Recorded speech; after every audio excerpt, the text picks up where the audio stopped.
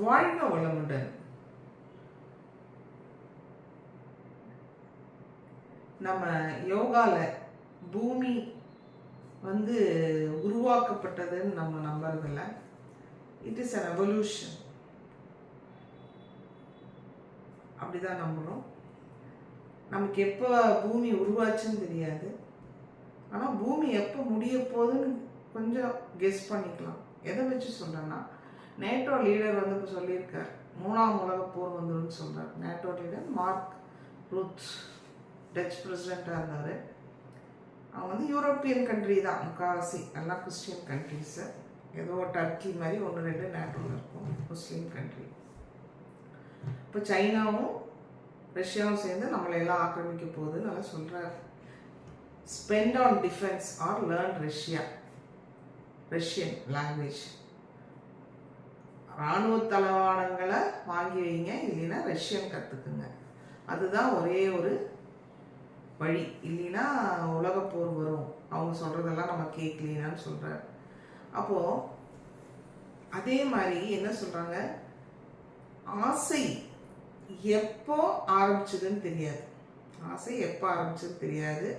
ஆனால் அந்த ஆசை நிறைவேறிச்சுன்னு வச்சுக்கோங்க. அப்படியே நிறைவேறிச்சுன்னா ஆசை முடிஞ்சு போயிடும். இப்போ ஒரு பொருள் மேலே ஆசைப்பட்டோம், அது கிடைச்சோன்னா முடிஞ்சு போயிடும். அதே தானே புத்தர் என்ன சொல்கிறாரு, ஆசை தான் எல்லா பிரச்சனைக்கும் காரணம்னு சொல்கிறார். அதனால நம்ம ஆசையை வேண்டான்னு விடுறோம். டிசைர்லெஸ்னஸ், ஆசை இல்லாமல் விட்டுட்டே இருந்தோம்னா அது எப்போ முடியும்னு தெரியாது. திரும்பவும் இங்கே வந்துடும். எப்போ ஆரம்பிச்சது அப்படியே ஒரு சர்க்கிள் மாதிரி. நம்ம ஆசைப்படுறோம், ஆசை நிறைவேறுது, அப்புறம் கொஞ்சம் கொஞ்சமாக புத்தர் சொன்ன மாதிரி ஆசை இல்லாம டிசைர்லெஸ்னஸ் விட்டுட்டு வர்றோம். அப்படியே திரும்பவும் ஒரு சர்க்கிள் மாதிரி வாழ்க்கை போயிட்டே இருக்கும். அப்போது முடிஞ்ச வரைக்கும் நம்ம ஆசைப்படுறத நிறுத்திட்டோன்னு வச்சுக்கோங்க, ஆசைப்படுறத கம்மி பண்ணிட்டோன்னு வச்சுக்கோங்க. அவங்க என்ன சொல்கிறாங்கன்னா, நமக்கு நம்ம உடம்புல ஒரு எனர்ஜி இருக்கும். ஒரு ஆசைப்படுறது கூட ஒரு எனர்ஜி தான்.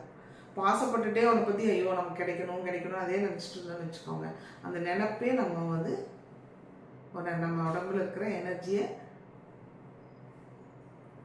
வேஸ்ட் பண்ணிகிட்டு இருக்கோம். அப்போது நம்ம ஆசைப்படுறது கம்மி பண்ணோம். டென்ஷன் ஆகி அதெல்லாம் இல்லை, கொஞ்சம் ஆசைப்படுறது கம்மி பண்ணிட்டோம்னா நம்மளோட எனர்ஜியெல்லாம் அப்படியே நமக்குள்ளேயே இருந்து அப்படியே மேலே நம்ம இங்கேருந்து உடம்புலேருந்து அப்படியே நம்ம சகசிரதார சக்ரா, நம்ம பீனியல் கிளான்ஸ், இது 1000 மொட்டுள்ள தாமரை இதழ்கள் உள்ள தாமரை, அந்த தாமரை வழியாக நம்ம சுற்றி ஒரு ஆறா மாதிரி அப்படியே நம்ம சுற்றி அந்த எனர்ஜி ஃப்ளோ ஆகிக்கிட்டே இருக்கும். புத்தருக்கெல்லாம் கிலோமீட்டர் கணக்காக ஆறா இருக்குன்னு சொல்கிறாங்க இல்லைங்களா?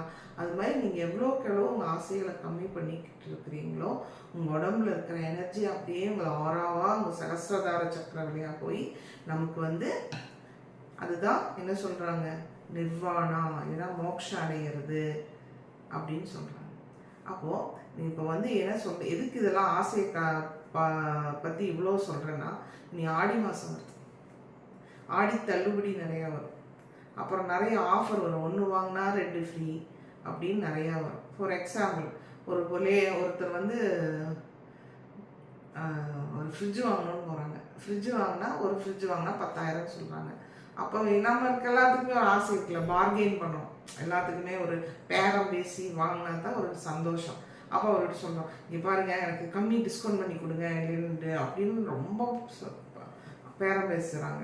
அப்போ அந்த அம்மா பேரம் பேசும்போது என்ன ஆகுது, சரிங்கம்மா நீங்கள் 2 ஃப்ரிட்ஜ் வாங்குங்க, 15,000 கொடுத்துட்றேன், அப்புறம் 2,500 கம்மி தானுங்கம்மா, நீங்கள் 2 ஃப்ரிட்ஜ் வாங்கிக்கிங்கன்னு சொல்கிறாங்க. அப்படின்னு சொன்னாங்க. அவங்க என்ன சொல்கிறாங்க, அவங்க 2 ஃப்ரிட்ஜ் வாங்கிடுறாங்க. அப்புறம் வாங்கினப்புறம் தான் தெரியுது அவங்க வீட்டில் ஃப்ரிட்ஜை வைக்கிறதுக்கு கூட அவங்க கிச்சனில் இடம் கிடையாது. அப்போ அதுலேருந்து என்ன தெரியுது, நம்ம எப்போவுமே we have to be aware, முன்ஜாக்கிரதையாக இருக்கணும். இருந்தால் தான், இல்லைன்னா நம்ம ஆசை நம்ம அழித்து விடும் என்று சொல்லிக்கொண்டு விடை பெறுவது பாரதி ஃப்ரம் இந்தியா.